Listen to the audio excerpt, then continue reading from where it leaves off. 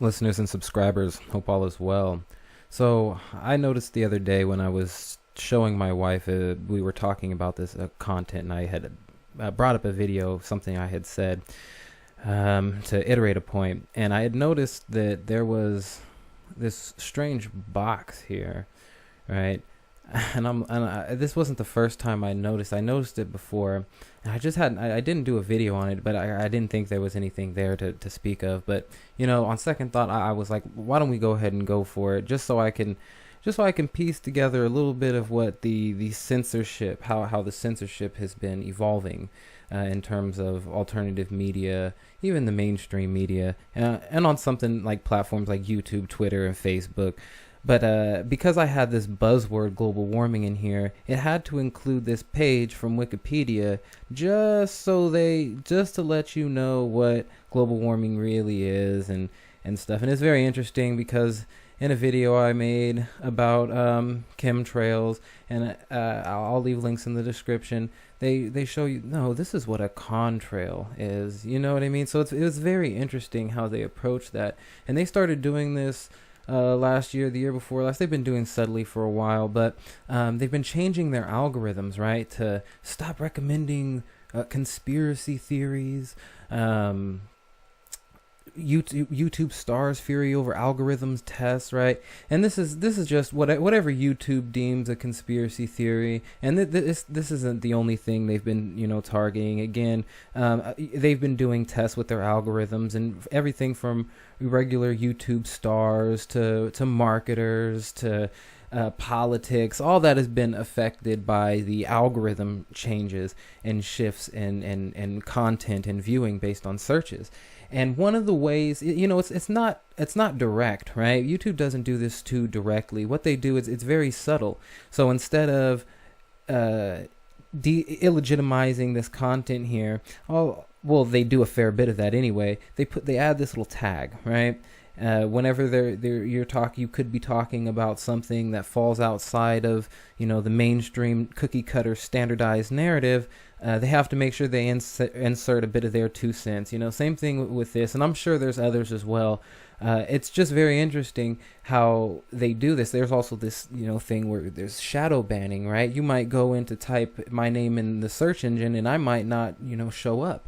Or a couple of videos of mine or another YouTuber might not show up if YouTube doesn't deem the content appropriate. I've had some of my videos age restricted for absolutely no reason. And you can go and watch This Is America on YouTube. No, it doesn't matter what age you are. You can watch that, violent stuff like that. But if I'm talking about alternative media and alternative narratives in the news, and giving you uploading content that's contrary in any way to what they're espousing in the mainstream, and it's not as if these are again conspiracy theories, whatever YouTube their discretion of that is. I mean, these are I'm often talking about stuff that's verifiable. It's verifiable evidence to the contrary of typically what's being espoused in mainstream news, and oftentimes it's just supplementing some of the things that they're leaving out, because they can tell you truths, but it's partial truths, and it's often mixed with lies. So all we're doing is we're discerning the fact from fiction. We're taking the meat and we're spitting out the bones. That's some advice I often give my listeners or anybody who's new to my content. Take the good and leave the bad. Eat the meat and spit out the bones. But when you start to have this covert, well, we're going to tell you what this really is, and you're not going to show up in your search results, or tamper with your subscriber numbers. This stuff has happened, and it's not just affecting folks in my circles with alternative media and journalistic circles. You've got YouTube stars and others. I mean, I'll leave links in the description, but you can go ahead and Google some of this stuff for yourself. When they start to shift these algorithms and change things to control narratives and control what people watch, the content that they're viewing, that's the core of it goes into brainwashing, because everybody's getting fed the same content at the same time, no matter what platform you're on. I mean, everybody's data is getting collected, and they're using that to tailor not just ads, but profile people into certain groups, whether you're a political extremist, whether you're a religious extremist. The government, we know what was going on with NSA. We know what goes on with the intelligence agencies, all the alphabet soups, CIA, FBI. They have declassified documents.